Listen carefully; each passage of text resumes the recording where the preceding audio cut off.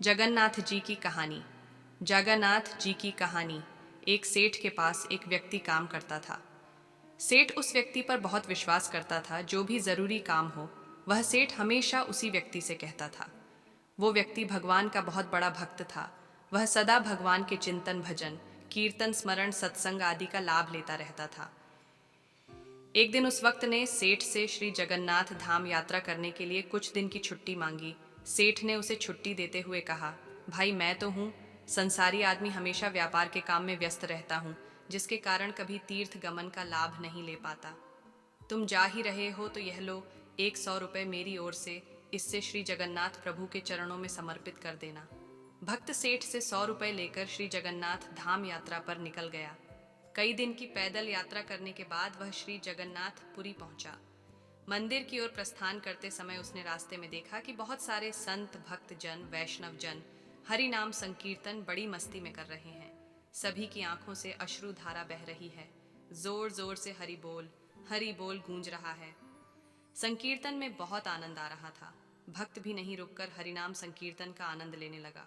फिर उसने देखा कि संकीर्तन करने वाले भक्तजन इतनी देर से संकीर्तन करने के कारण उनके होंठ सूखे हुए हैं। वह दिखने में कुछ भूखे ही प्रतीत हो रहे थे। उसने सोचा, क्यों ना सेठ के 100 रुपये से इन भक्तों को भोजन करा दूं। उसने उन सभी को उस 100 रुपये में से भोजन की व्यवस्था कर दी। सबको भोजन कराने के बाद उसे भोजन व्यवस्था में उसे कुल 98 रुपये खर्च करने पड़े। उसके पास 2 रुपये बच गए। उसने सोचा, चलो अच्छा हुआ, 2 रुपये जगन्नाथ जी के चरणों में सेठ के नाम से चढ़ा दूंगा। जब सेठ पूछेगा तो मैं कहूँगा वह पैसे चढ़ा दिए। सेठ यह नहीं कहेगा 100 रुपये चढ़ाए। सेठ पूछेगा पैसे चढ़ा दीजिए। मैं बोल दूंगा कि पैसे चढ़ा दिए। झूठ भी नहीं होगा और काम भी हो जाएगा। वह भक्त श्री जगन्नाथ जी के दर्शनों के लिए मंदिर में प्रवेश किया। श्री जगन्नाथ जी की छवि को निहारते हुए अपने हृदय में उनको विराजमान कराया। अंत में उसने सेठ के 2 रुपये श्री जगन्नाथ जी के चरणों में चढ़ा दिए और बोला, यह 2 रुपये सेठ ने भेजे हैं। उसी रात सेठ के पास स्वप्न में श्री जगन्नाथ जी आए और बोले, सेठ तुम्हारे 98 रुपये मुझे मिल गए हैं। यह कहकर श्री जगन्नाथ जी अंतर ध्यान हो गए। सेठ सोचने लगा, मेरा नौकर बड़ा ईमानदार है, पर अचानक उसे क्या जरूरत पड़ गई थी। वह 2 रुपये भगवान को कम चढ़ाया। उसने 2 रुपये का क्या खा लिया, उसे ऐसी क्या जरूरत पड़ी। ऐसा विचार सेठ करता रहा। काफी दिन बीतने के बाद भक्त वापस गांव आया और सेठ के पास पहुंचा। सेठ ने कहा कि मेरे पैसे जगन्नाथ जी को चढ़ा दी। भक्त बोला, हाँ मैंने पैसे चढ़ा दिए।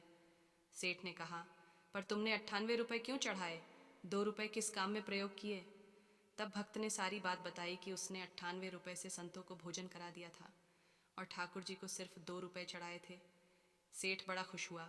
वह भक्त के चरणों में गिर पड़ा और बोला, आप धन्य हो, आपकी वजह से मुझे श्री जगन्नाथ जी के दर्शन बैठे बैठे हो गए। भगवान को आपके धन की कोई आवश्यकता नहीं है।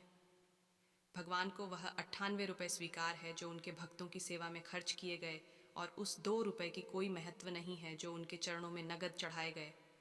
भगवान को भक्ति ही प्रिय है और वह भक्तों के पास होती है। अतः भगवान स्वयं भक्तों की भक्ति व सेवा करते हैं। वह कोई करे तो अत्यंत प्रसन्न होते हैं। जय श्री नाथ जी की।